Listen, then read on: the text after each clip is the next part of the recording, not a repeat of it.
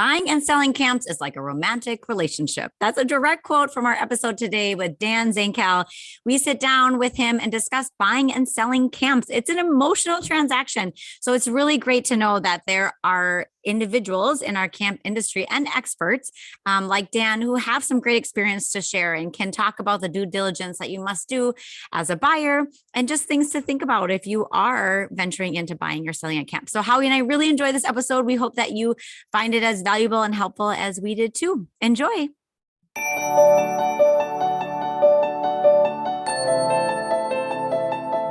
Welcome to the Camp Owners Podcast, a space for camp owners to talk about the unique aspects of camp ownership and get inspired by each other. We are going to sit down with camp industry experts, leaders, and fellow camp owners to hear how the camp dream transpired for them, learn from each other, and discuss some of the biggest issues in the private camp industry. Welcome, everybody. I'm Kelly Shuna, owner and executive director of Hidden Pines Ranch Day Camp, located in Stillwater, Minnesota. Hi, everyone. I'm Howie Grossinger, and I am coming to you from Toronto, Canada. I'm the co-owner of Camp Robin Hood, a day camp in the suburbs of Toronto.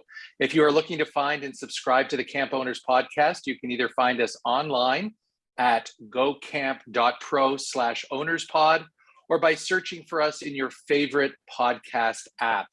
Finally, if you're listening to this and think it would be useful to other camp owners or aspiring camp owners in your circle, please feel free to send them a note to listen. Hi, Kelly. Great to be with you again. Excited for this show. But before we get started, we have some business to do and we want to thank our sponsor, CampTivities. Imagine for a second you're quickly searching Google for camp activity scheduler and you come across CampTivities, an activity scheduler for camps by camp people. As you click the link, you're already thinking, hey, this would never work for my camp, but you begin to explore anyways. You discover group scheduling, camper scheduling, batch scheduling. That's the key for me, batch scheduling with so many cabins. And you think to yourself, this might actually work for us and save us a ton of time. Well, my friends, let CampTivities help you get away from your desk and back out into camp. Think about your organizational continuity and stop relying on one person to make your summer schedules. The team at CampTivities would love to show you the next big thing in camp. Visit camptivities.com to set up a time to chat. I know they'd be willing and more than able to meet your needs. So check out CampTivities. Hi, Kelly. How are you? I'm good, Howie. How are you besides your tech problems? Hashtag, I don't know what this is, old people problems, or I don't know, but I feel like I am. I'm having a little audio issues today, so bear with me. But we have a really exciting show today, and Kelly, take it away. Yes, we are so excited to have Dan Zenkel. Dan, you would think I would actually practice the pronunciation prior, but will you give me a thumbs up if I said your name correctly? Oh, see? Okay, so when we're paid the big bucks, that will be an area of growth for me as I will research. So, Dan, will you please pronounce your last name for me because names are important? Zenkel. Zenkel. Did I say it right? You did. And not to hijack the podcast, but can I tell you a quick funny story? Yes, please do. Okay. Well, my father used to call himself Zenkel, but when he met my mother, she thought that Zenkel sounded more sophisticated and something. So he used to go around saying to people, Bruce Zenkel, call me Zenkel. So there you go.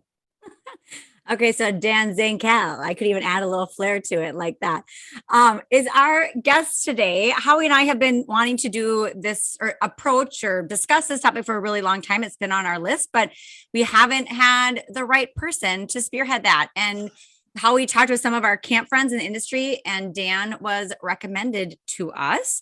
I've already learned a ton from Dan. I have a really strong Minnesotan accent. So thank you for your honesty, Dan. And I've also learned I got to keep raising my prices. So I've already benefited. So I think all of you will benefit. Dan is a well-known name in our camp industry. He has worn a number of hats in the camping world. He's currently the owner of the Berkshire Soccer Academy in Otis, Massachusetts. He is a partner in the Camp Professionals, which helps folks buy and sell camps. And he's an advisor to the North American Camp Trust, a not-for-profit that purchases for-profit camps and turns them into not-for-profits. In 1997, Dan co-founded CampGroup, and served as its CEO until 2009.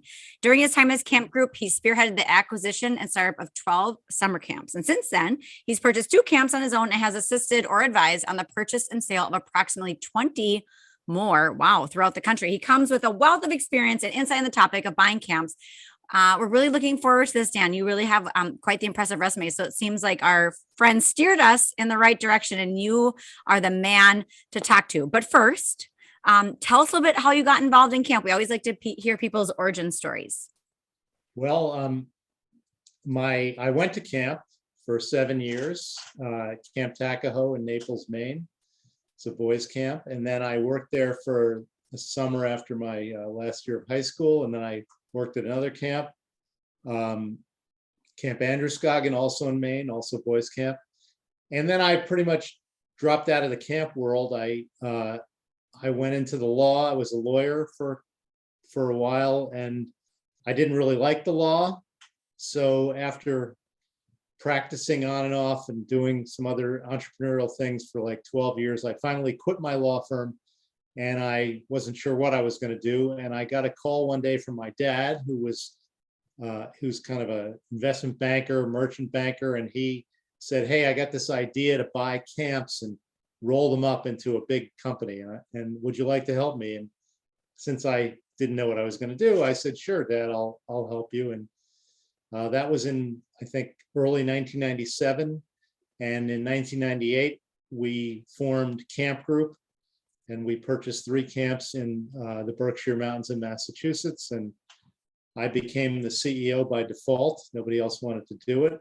So I had no management experience, but I learned somewhat. And so I stayed there through 2009, and we bought and started a bunch of camps and worked with a lot of great people, many of whom are still there today.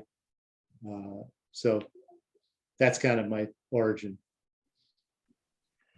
Yeah, this is always one of the most fascinating parts about doing this show, Dan, is we've had some wonderful guests, and hearing how it all started is so interesting. And of course, for Kelly and myself, we've had our own unique origin stories, but I can totally relate to personally the shifting of careers.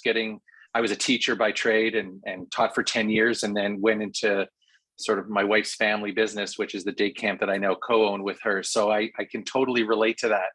I have to just share with the audience as well is that I've over the many years I've attended Tri-State, I've had a chance to sit in a session with Dan and hear him give some perspective on the topic we're dealing with today. And that is, the issue of buying a camp. And I think that for us, for Kelly and myself, this topic is one that has been on the back burner given what the last 19 months has brought us. But it's definitely the time we feel to pick your brain, to share your knowledge around this issue of buying camp. It's a broad topic. We probably could parse out many elements of what we're going to talk about into their own mini sessions for sure. But both Kelly and myself have been through the process of buying a camp ourselves. I've had the good fortune of doing it in many forms over the 25 years I've been doing this. But I think for us, Dan, as a way of kicking off the topic, given, everyone who's listening to this may be coming at different sort of chapters in their camp ownership career. But given where you're at now and your history, we wanted to explore first the key considerations, based on your experience in buying a camp, just sort of the stuff that could get the conversation going. Well, the most important consideration is finding a camp to buy. Right.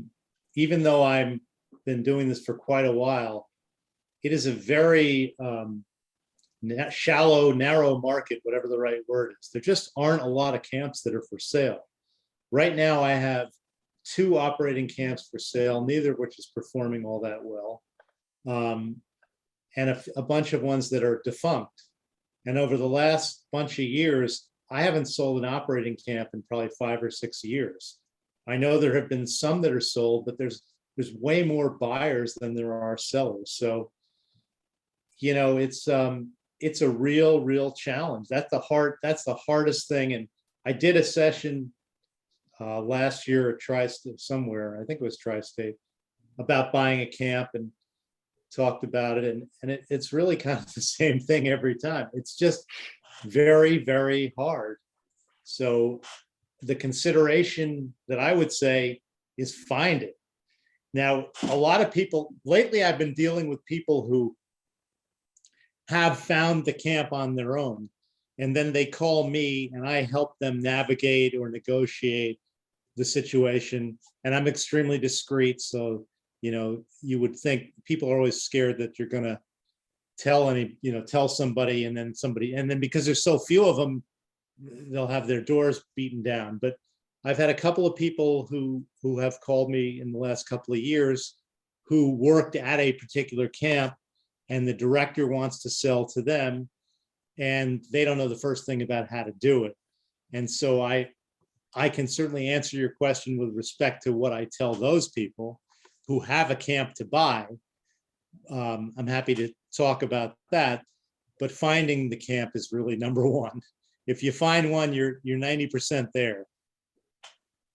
Yeah, and that, go ahead, Kelly, please. Oh, no, I'm just going to comment to say, Dan, I'm surprised to hear you say that there are more buyers than sellers. I imagine it's hard to find people to buy camps because it's such, like you said, it's such a narrow, people that want to buy them and run them. So I'm surprised by that. I thought you would sell. There are way more camps for sale than buyers. So that surprised me. Well, part of it is there may be more camps for sale, but camp is a business where if you're selling a camp, you don't really want, unless it's defunct, in which case it doesn't really matter, in which case I got plenty of those. But if it's operating and doing well, you don't want people to know that you're selling, because the success of a camp is very much tied to who's running the camp. That's the face of the camp. And so I'm sure you've probably both had rumors going around about your camp is for sale, and then you have to start telling people, no, it's not. So as a result, even when people are selling their camp, they won't admit that they're selling their camp. So the first thing is, it's not that there wouldn't be camps for sale, it's that nobody will tell you that their camp is for sale. So that's part of the problem. And the other reason that there aren't a lot of camps for sale is that the economics of the camp business is such that it's very tax efficient. That is, there are many expenses that you can put through your camp that are on the border of being business expenses or not business expenses. And let's assume that they all are legitimate business expenses, that when you travel to Hawaii, you're looking to recruit campers from Hawaii, or you're looking for staff from Hawaii, or whatever it is, or that when you have a celebration for somebody's bar mitzvah or confirmation, you're recruiting children at that event. You're not just doing it. So there are a lot of ways to skin that cat. So while you're running the camp, your effective tax rate is probably lower. And then when you sell the camp, you have to pay a big capital gains tax. So if you sell your camp, let's say for $1 million, you're only going to end up with $700,000. And then what are you going to do to make the same money after tax that you were making before? So it's really not a great incentive to be selling camps. And then on the buy side, every summer after visiting day, we get flooded with calls of parents who think this must be the greatest thing to do in the world. So they're calling, and then constantly through the year, we're getting calls from people who want to buy a camp. And it's really gotten to the point where, I won't run around looking unless somebody pays me, because it's so hard to find them. So yeah, that's, I actually thought after when COVID came, and in the fall of 2000, I guess, when things were, pretty hot and heavy with COVID, I thought that would be a time when there would be more camps for sale, that it would, now is finally the time where the floodgates would start to open. And I actually proposed a session in like October of 2000 for Tri-State about now may be the time to buy a camp. By the time I got to March, and we had second round PPP loans, and it looked like everybody was going to be able to open, there was no more, the floodgates were gone. So it never really transpired. So that's my take. Yeah. Yeah, a lot to unpack there for sure, Dan. And I'm curious too around, you know, the camp world has programs for sale that may just be the program that have a rental arrangement at a location. And then you get into real estate, and then you have to get into evaluating sort of property and things like that. In your experience, I'm imagining that you've been in both worlds where you've either sold or you had buyers who are buying something called camp that rents maybe some property from someone else, and others where there's a land component as well. Where does one, in your, because I have my own experience with, working with a real estate agent, finding a property, originally 22 years ago when I was looking at a property, I was looking at building an overnight camp from scratch. And I remember that my good fortune of owning with our partners the overnight camp that we own, it wasn't until that I went to a trusted source in our community who was the last person to actually build a camp from scratch. Did he say, do you know how much money you're going to need to build a camp from scratch? And that's when the conversation started that he might be interested in selling us his camp. And 2 years later, we bought his camp because he didn't know we were looking.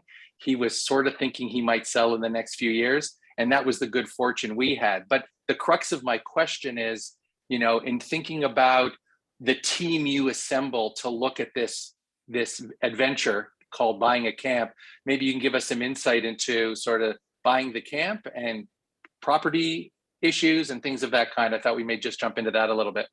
Talk about a lot to unpack. So, yes. Do you want me to speak at all about the buying the camp that doesn't have the assets, or do you want me to talk about what you do to buy when you find the camp? Because those are sort of two things you were just speaking about. Well, why don't we start with finding the camp, since we started our conversation about you got to find the camp first. Yeah. So if you find the camp, okay. So if you find the camp, I mean, I would say,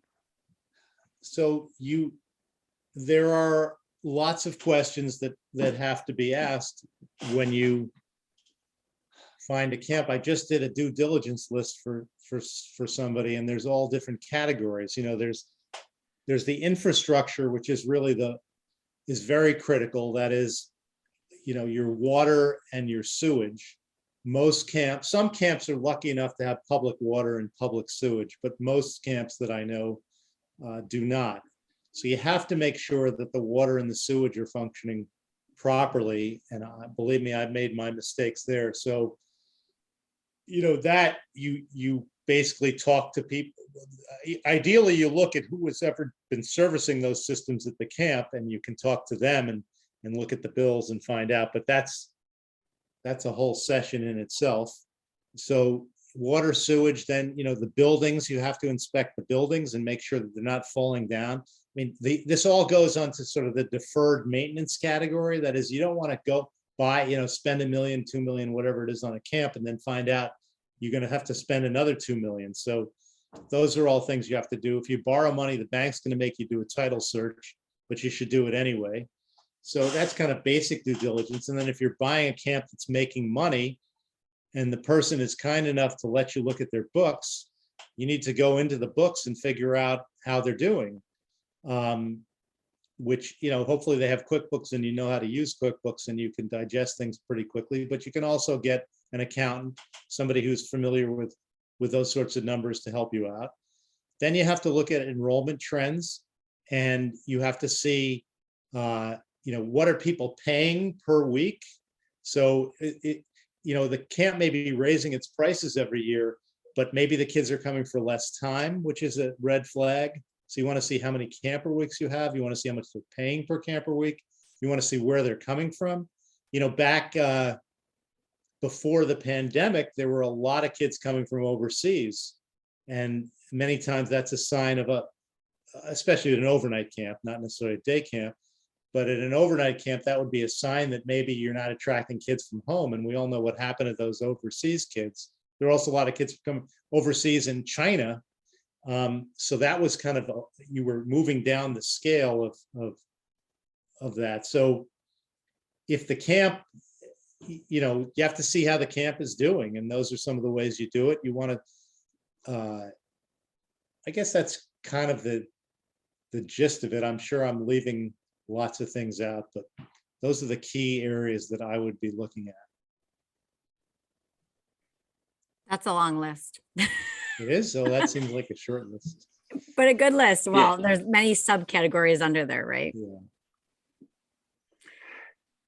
Kelly, about your own experience, in buying Hidden Pine Ranch, there was a family, there's obviously a connection because we know that Peter had grown up at that camp. And, when you think about the experience you had in negotiating and going through your own due diligence, because I think that is at the end of the day, the key issue that Dan raises is that this is a major investment and that, you got to do your homework and then ultimately determine what the seller is asking is worth what you prepared to pay for. And then obviously we have issues of how you're going to structure that once it's done.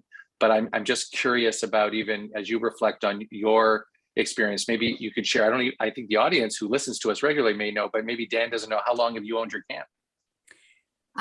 So it will be 6 years in January that we've owned it, and we're going into our 7th summer of operating camp. So, while I was hearing Dan talking, what came to my mind is, man, I wish I had Dan 6 years ago.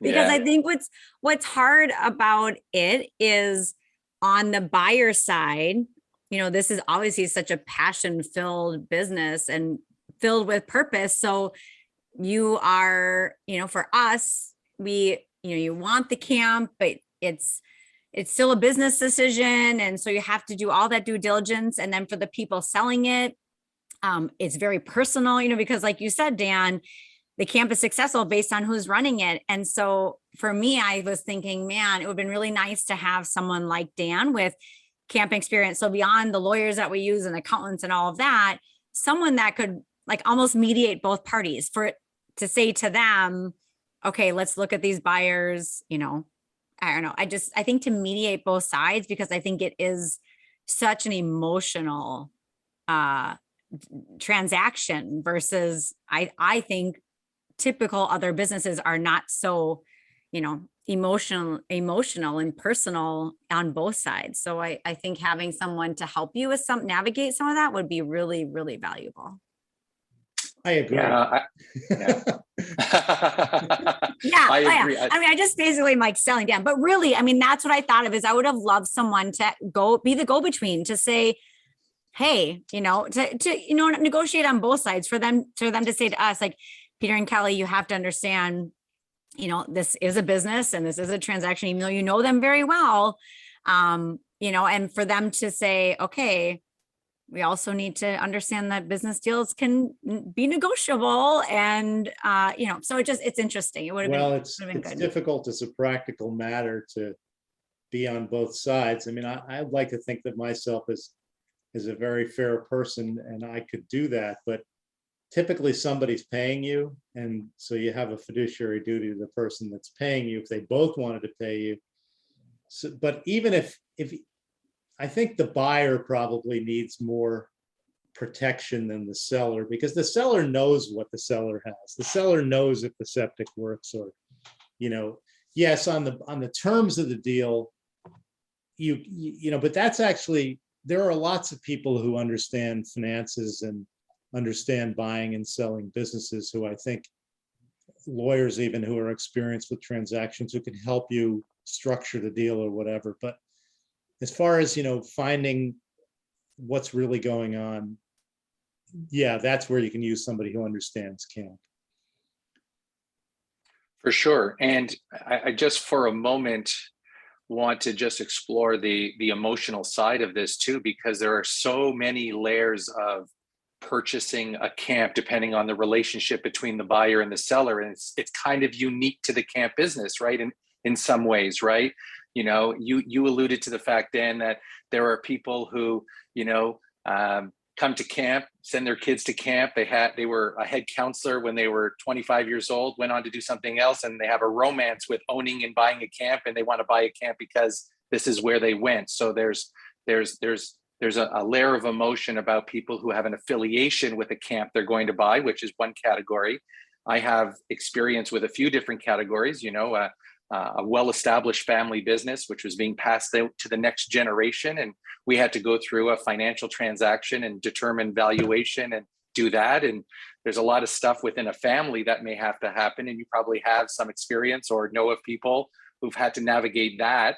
And then you have the experience of the CampGroup, which was a very, professionally designed kind of entity, which looked at opportunities and a model for camp that, if I recall correctly, Dan, like the model that was created by your group back in the late 90s, that didn't exist before in terms of the things you were going to do. So there are so many different sort of relationships or sort of what I would call categories of the buyer-seller relationship that I don't know if you want to comment on any of them or about any anecdote about an experience you've had about any of the things that I've just mentioned, because in the camp world, they're all very real scenarios. Well, I've seen people cry at camp, sellers cry at closings, Yep. which I don't think you see all that much when a business is typically sold, unless it's sold in a distress situation where you're losing it and somebody has a gun to your head. I've seen people who wanted to sell and yet still cried because it was their parents or whatever it was that upset them so much. I think that buying a camp it's a little bit like a romantic relationship. People view camps like their children. It's like an appendage of their family. And so many people, I'm not saying everybody, some people don't, but many people who are in camp, it's really part of their identity. It's part of who they are. It's like their child that they raised. And so you kind of have to let them know that, you're going to take as much care of this camp as they did. They need to know that, because that's part of what they want out of a sale, which is not I think probably not in a typical commercial transaction, even though it is a commercial transaction. So those are sort of two. I mean, the other thing that's interesting is, well, actually, just another point you made earlier that I wanted to comment on is that, in terms of buying a camp and what should you ask? I mean, everything in camp, it's all about management. Camp, how successful a camp is directly correlated with how good the managers are. I don't care if you have the most beautiful camp with the greatest facilities in the world. If you don't know what you're doing, you're probably not going to be successful for very long. So if you're buying the camp, you better make sure that you are capable of running the camp, which isn't always the easiest thing to know looking in the mirror, although, most people who do it are pretty good judges. I haven't seen too many people go in, get their act together, buy a camp and fall on their face, although I have seen people do that. So anyway, that's another sort of thing. Yeah. And Kelly, I'm curious in your situation, because I know that in some situations, there are some, buying situations where, depending on the sort of the status of the camp, whether it's a going concern that's quite successful or it's struggling, the buyer may or may not want to choose to carry on with the current clientele or use the seller as some sort of endorser of the new owners, because you need the base of campers that may have already existed. And I'm curious, in your case, Kelly, I have my own story with this, but when you bought Hidden Pines Ranch, I know that it went very well. The endorsement of the use of an endorsement of the seller to say, Kelly and Peter, I'm passing my baby on to them, using Dan's sort of example of, the emotional attachment of what you've created. I'm curious about how much you relied on that or needed it or thought it was important when you bought your camp. Well, yeah, I think that's huge. And even that camper base, we were similar to Howie, where originally we'd approach the buyers many, many years ago, just threw it out into the universe and see how it would go. It wasn't timing for them. And then when we approached them again to say, we're really serious, we'd like to talk to you about that, and started meeting with them, talks kind of shut down for a little bit. So we did look at buying some land and starting our own. And my mother-in-law, who was very business savvy, was like, Kelly, it will take you 10 years to build up a base of clientele like they have right now. So you just keep moving forward and make it happen. And so that was huge for us, just having that strong, solid base. But yes, Howie, for them to say, to write a letter or an email to all of the families, it is that relationship, and it is passing that along. And it is that also first year of just basically not burning it down and making sure that you still have a great product. So you have that trust still with those families. But that is a huge piece from owner to owner, to send that message of their trust in you, but also their belief that you're going to do a great job. They have, Yeah. I think that it's a very good point, that typically in any camp sale of a successful camp, and even frankly one that isn't doing that well, you do want to get an agreement, to get a letter. I mean, you can get people to agree to do that, because you have to retain the existing campers until you can build your own following, or you have nothing. Right. So, anecdotally, it was interesting when we bought. So the first 3 camps we bought, and actually the first 5-6 camps we bought, we agreed to keep the people on who were, maybe all of them, I don't know, when I was there. We kept on the people who were running the camp. So it was a new model in that, like, Camp Mackinac we bought from Danny Metzger, and Danny Metzger signed a contract to stay on and work for 5 years and maybe longer. So that was kind of, we almost didn't tell people the camp was sold. Maybe there was a big debate about whether we should have, and there was a whole thing about, do we want people to know we even own this camp? At this point, I think everybody knows which camp is owned by CampGroup, and the camps, it's been going for 21 or 22 years. So at this point, I don't think there's a big fear about it. But at that point, it was new, and people were scared. So it's kind of the opposite. We didn't want anybody to even know that the camp had been sold. But when it is sold, you have to, when there's new owner, you do have to tell people if there's somebody new coming in to run it, and you absolutely want the endorsement. The other thing is, when there's timing to buying a camp that is ideal, and there's some that's less than ideal. I mean, if I was advising somebody, if you have somebody who's been working at the camp, then it's a non-issue. But if you have somebody, like I gather, Kelly, you were not working at the camp, so you came in from the outside. Ideally, what you want to do is you want to kind of have an agreement in place. Then you go work for the summer at the camp.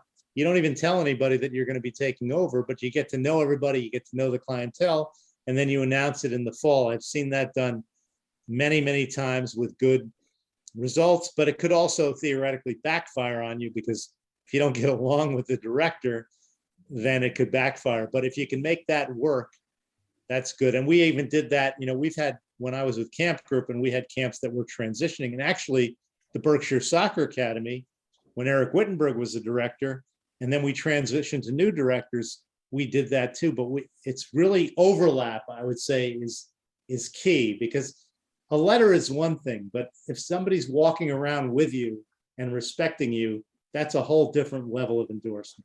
Mm-hmm. Yeah, I want to hear from you, Howie, because yours was different within the family. But for us, Dan, to answer your question, we did something similar, but it wasn't intentional as much, because when we started negotiations and they fell apart for a while, I just went and said, hey, even if we never can buy this, I would love to work here. I'm missing that passion part of my career. And so I actually worked part-time, but for the previous owner, but secretly hoping I could get my claws in him and he could see that I would be a great person. And then, so it was a little bit like, I'm not going to use the word manipulative, but it was a little bit like, hey, I want you to see me here and know that we're going to do a really great job. So I did work part-time just in the office, and then it was much more seamless. So I do 100% agree with you.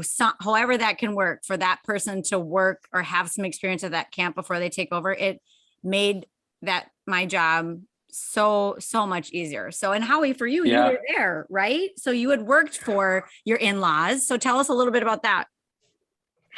Well, I think we probably had, camp's longest transition in the history of camping, for sure. Sari had been working for her parents for 20 years, and I came in, and then it was about 5 years later where we had a sort of a slow transition where the community recognized our role as directors. And then I think it was kind of quiet about the ownership change because it's a family operation. So I don't think the community really were mindful of that. It just became a natural transition as Sari's parents got older. But more interesting, I think, to the conversation is Dan's example of the transition to new ownership. In my case, when Sari and I and our partner Saul, who is the director of our overnight camp, he had worked for Robin Hood, our day camp, for years.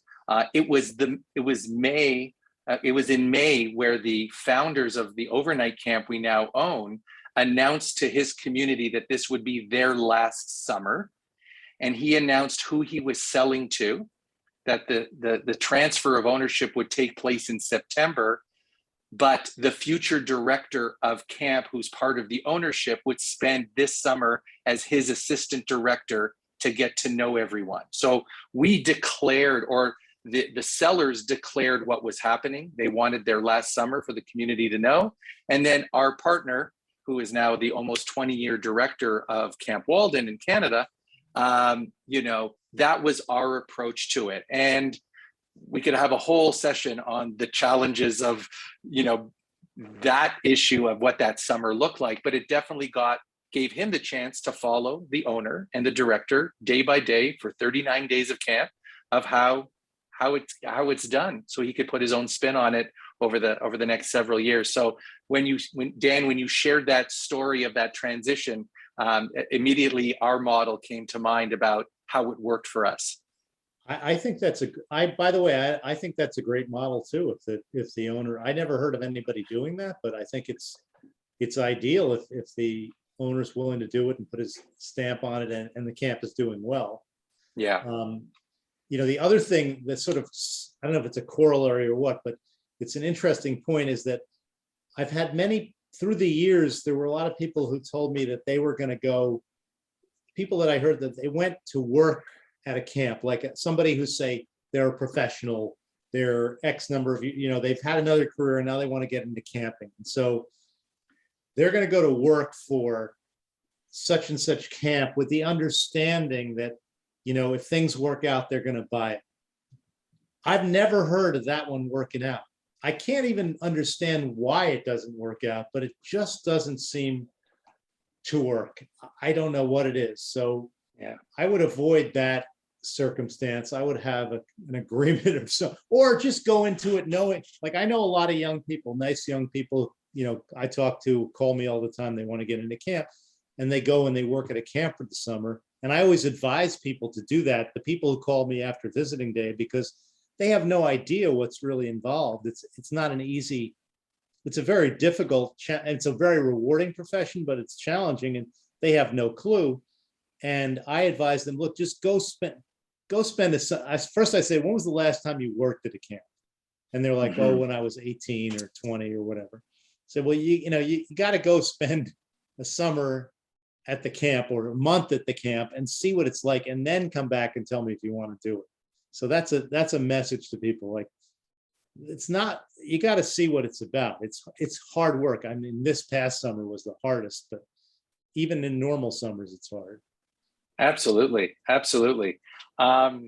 With some of the time that we have left, Dan, I don't think we could have you on the show without addressing maybe even this topic a little bit, because I know you come by reputation being very, very smart on the topic of valuation, and I know that this could be a separate topic, but in terms of, people have often, and I know in the years I've spent in the industry, how do you value a camp? And, you look at different industries have different formulas or different approaches, but, in the time that we still have with you here, and for sure we'll have you back on another show, but can you give just some quick thought, if it's possible, on some basic understanding of how you may approach valuation? Seller wants to sell it for X, but you have to do obviously your due diligence. But are there some things you'd want to mention to buyers that they need to keep in mind?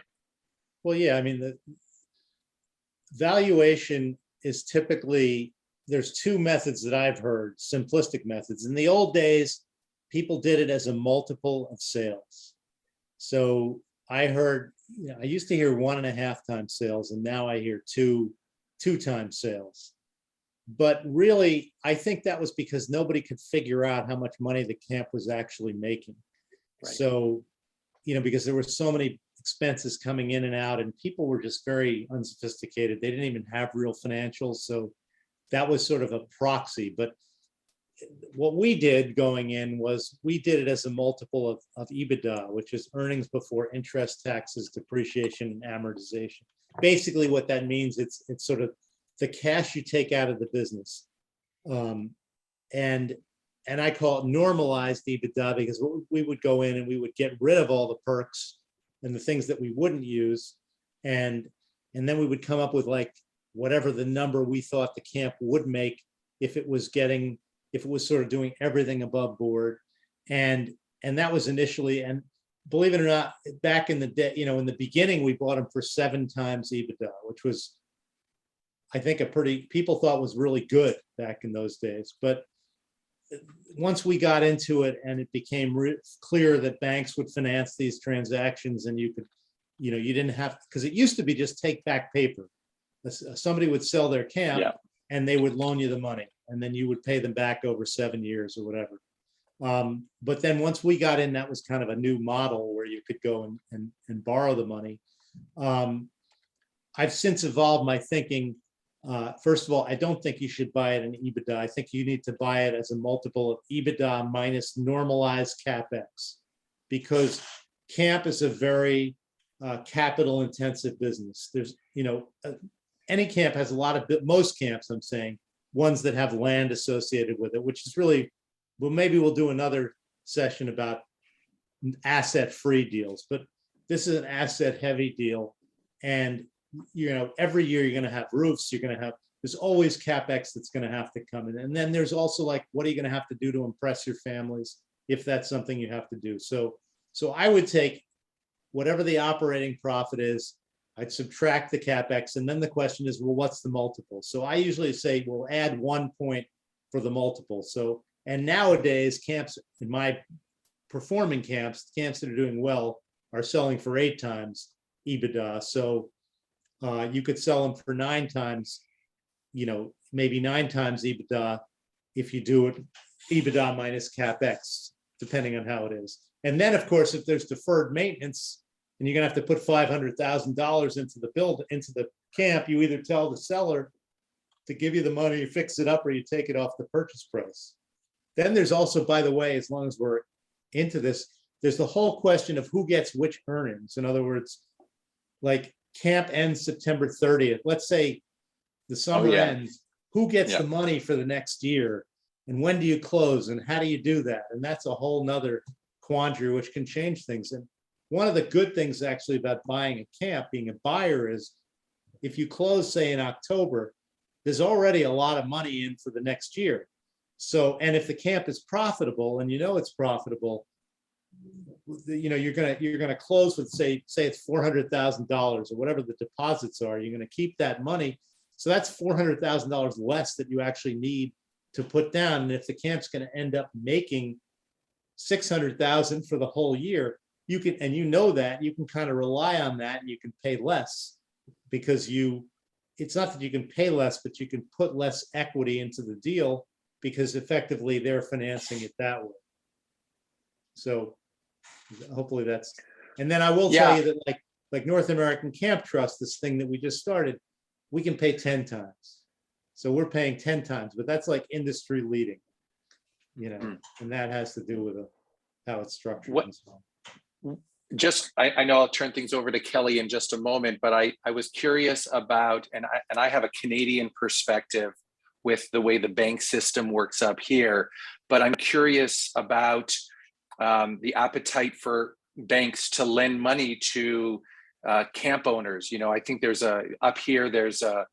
through the experience of my own experience, but also with colleagues, educating bankers on what the realities of the cycle of the camp business and how we take in deposits and we deliver the service later. Like, some of these things take some work to educate our bankers. I'm wondering, in your own experience in terms of private lending versus banks and all that stuff, just, what has been your experience about, a buyer going to find capital?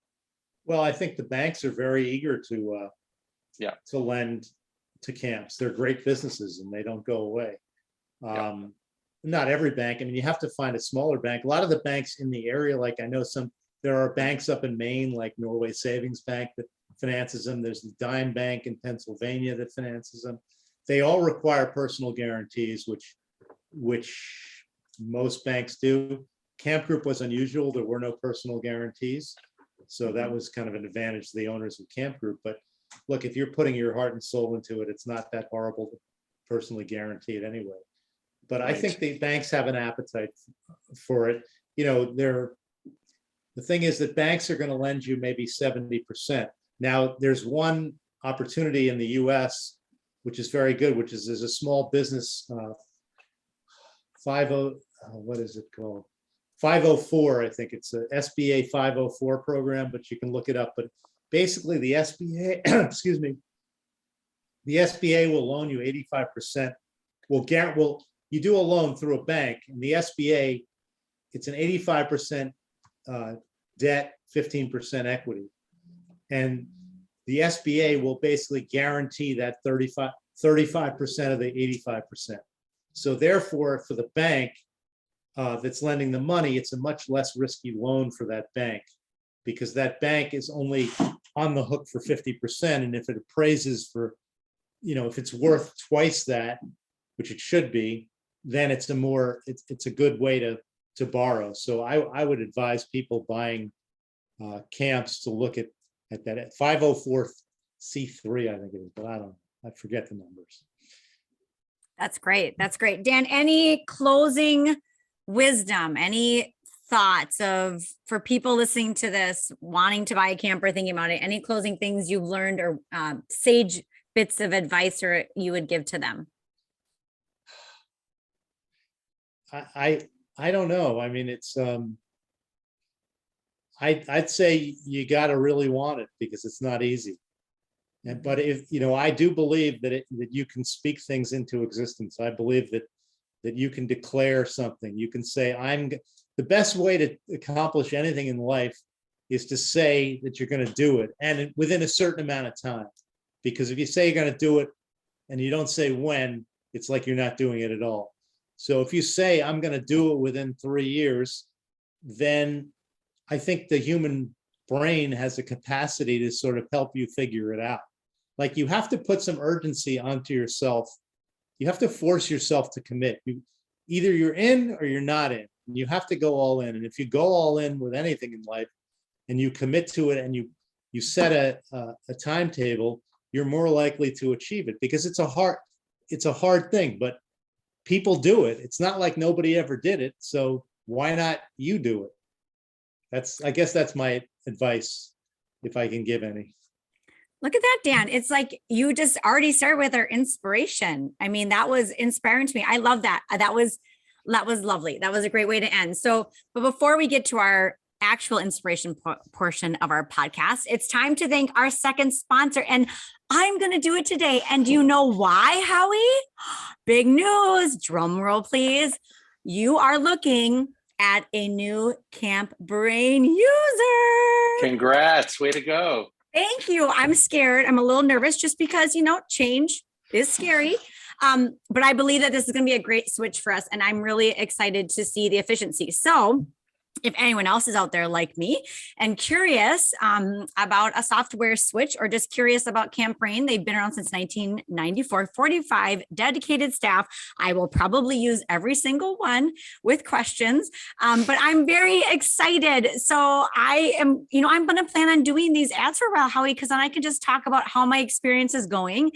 Josh, shout out to Josh. I'm going ad lib here, but Josh Bradshaw was fantastic. So Camp Brain, give them a shout. If you are interested, you can contact them at campbrain.com or 866-485-8885. So now we are to our official inspiration portion of our podcast. We ask that our guests and ourselves share a book, article, podcast, documentary, anything really that's inspiring them right now in their current role and position. So, Howie, do you want to go first today?